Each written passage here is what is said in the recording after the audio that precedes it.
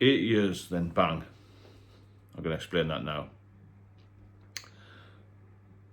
After 8 years of sobriety, I thought, well, I can try a little drink again, but I couldn't. Now,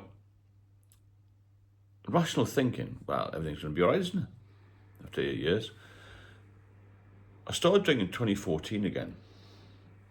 And at that point, I was really fit. I'd been at the gym a couple of times a day. Not working out massively, but I used it as my sort of happy, healthy place, my hobby.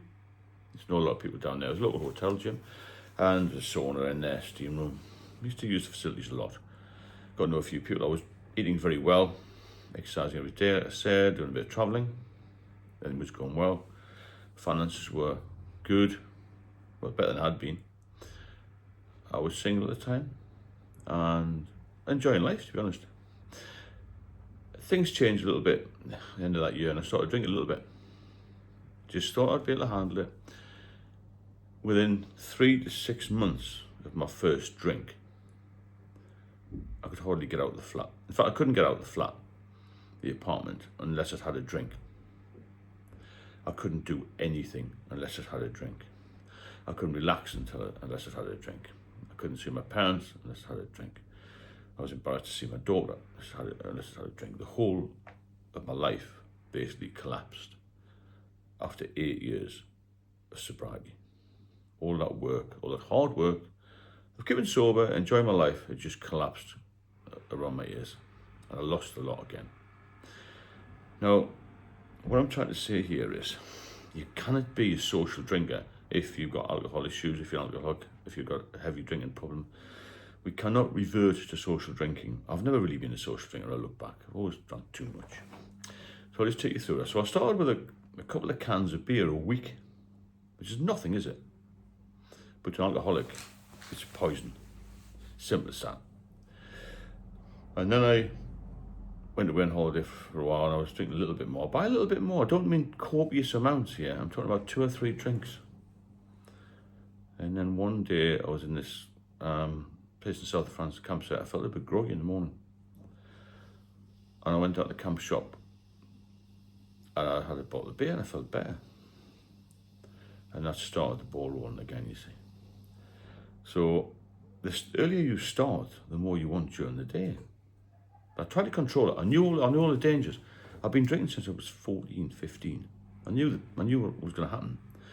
Try to control it, and then you lose your inhibitions a little bit, don't you, when you're having to drink? Oh, just have another one, and then you have another one, and so it goes on.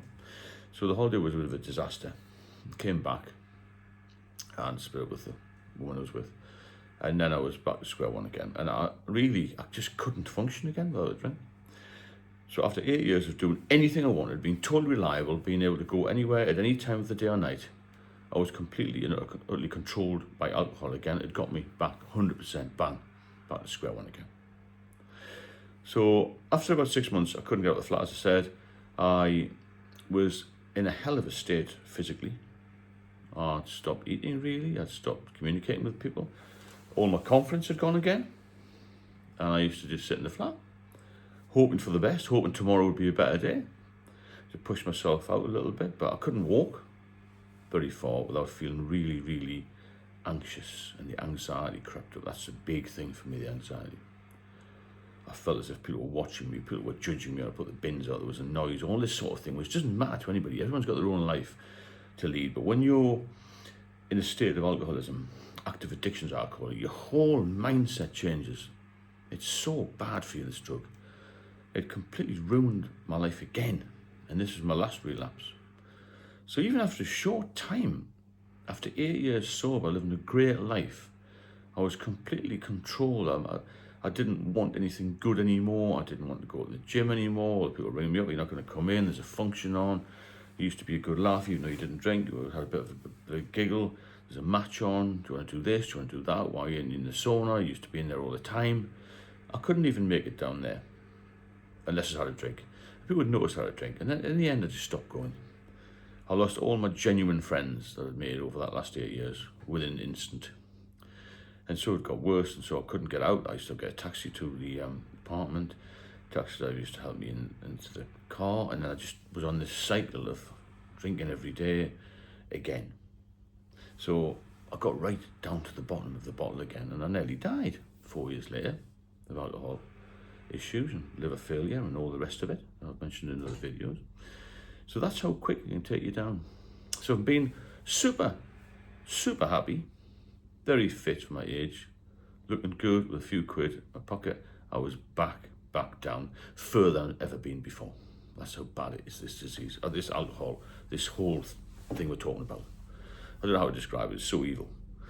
We start off with good intentions, having a few drinks, going to make us feel better, and the anxiety for me was just horrendous.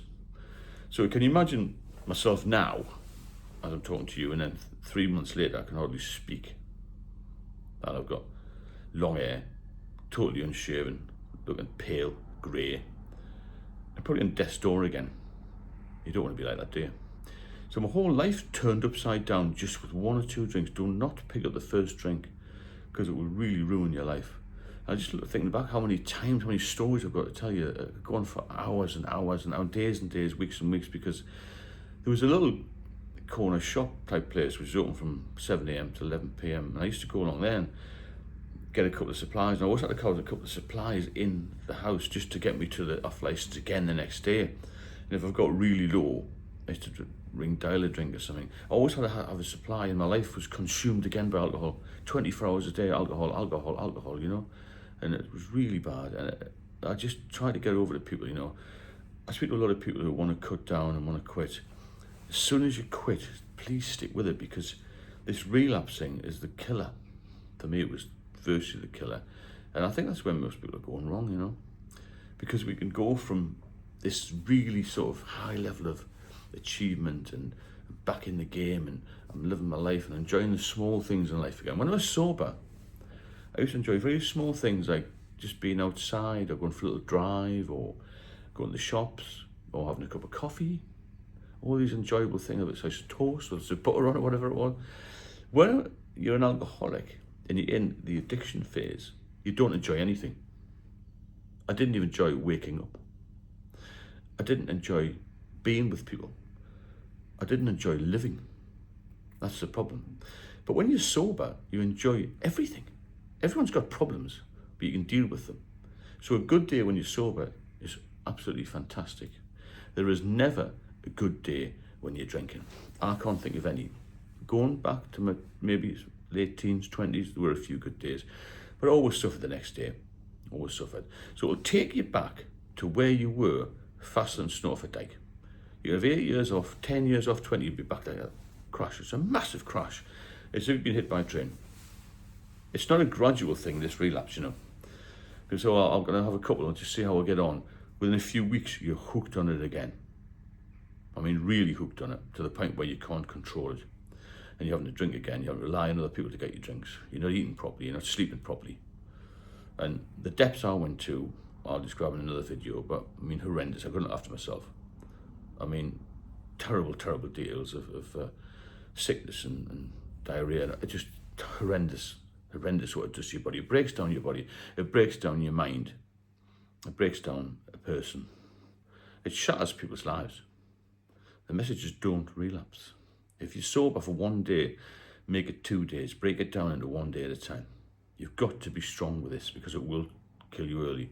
It'll take you to an early grave. It doesn't matter how much you fight it, how much you tell yourself, I'll have 1 or 2 drinks like Big Dave Don the Boozer. We're all different. Some people can handle it, we can't. Addicts cannot handle alcohol, and it's got a 100% success rate of bringing you back in once you start again. So when you're off it, stay off it. That's the thing. If you need any help, you need support, give me a shout. I do one-to-one mentoring as well, which is helping a lot of people. Because I am speaking from the heart. I've been there. I'm not a doctor. Doctors are great. Doctors saved my life, stitched me up, passed me up, and got me to where I am now.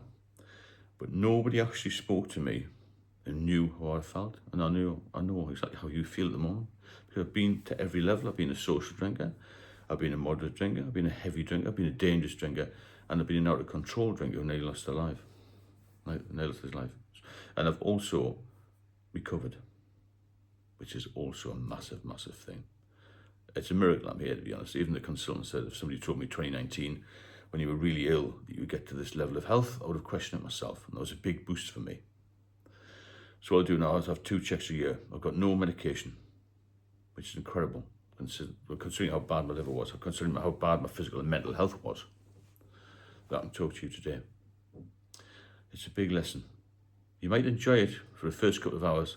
It's a hell of a lot of pain after you've had that couple of hours of short-term gain. And in the end, you know, when you're in solid addiction, shall we say, rather than active addiction, solid addiction, you don't enjoy it at all. You drink to try and make yourself feel better. You drink to try and normalise things. And every drink makes you worse. And you always used to think, tomorrow, please make it a better day. You pray to God. I had all sorts of thoughts about getting myself arrested so I'd get some help. And I just couldn't get any help. I did try to get diazepam, couldn't get it. Self-help groups no good to me, AA no good to me, I needed to come off it. And anything that got me off it was going to hospital. In the end, I was forced to go in hospital because I was so ill, you know, and I hadn't gone to hospital, I think I would have been dead a few days later. That's how bad it was. If anyone wants to see a history of my medical reports, I'm quite willing to share it with you, because I really was at the bottom of the bottle, as they say. So if you benefit from the videos, please share them, and please subscribe and get in touch with me. If you have anything to discuss, I'm happy to discuss them with you. I've got a book out as well, a little handbook, Get Sober, Stay Sober, which has proven very, very useful to people. Like I say, I've done a lot, you know, both personally and professionally, because I was in the police. I've seen the other side of it as well, you know, from public order side of it to crime side of it. Alcohol is related with most crimes, most domestics, all this sort of thing. It's very socially acceptable, and if it was invented today, as we speak, then it would be banned immediately, because it kills too many people, far too young. So as I said, drop me a line, keep healthy and happy. Any issues, give me a shout. I'll speak soon.